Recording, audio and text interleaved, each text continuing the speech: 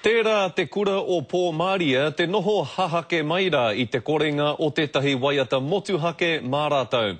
Nā wairā, ka tai atu tētahi kai waiata Māori ki Wainganui i a rātou.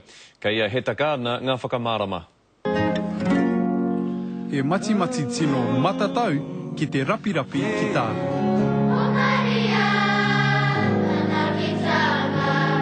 Ina he mōhiotanga kua ngākau nui a Riki Harawira ki te tuku ki e tahi atu.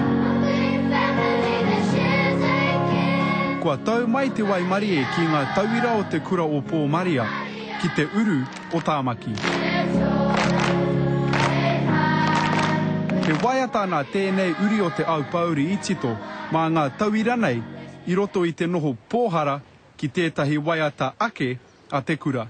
It's just an identity thing for the schools, giving the school an identity. They really enjoy it, and of course Ricky's such a character, they really enjoy that too, and they respond to him, his musicianship and, you know, his joy. Kaore e kore, kei roto i te take, kua tū kē tēnei kaiako ki runga e ngā papa whakangahau ki te taha o ngā pēne rongonui e tū tohunga nei.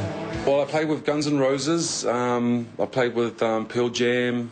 Engari, tērā no tētahi atu kaupapa e ngā ka nui ana ia ki te kawe.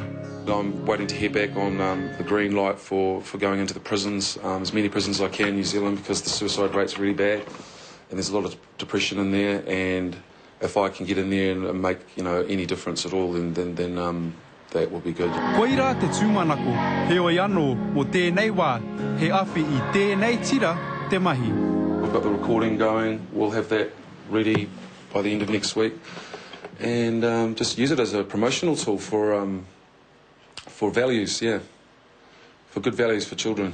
Kai roto i ngā wiki e heke mai nei, ka whakākoria tēnei waiata ki te katoa o ngā tauira o te kura o Pō Māria.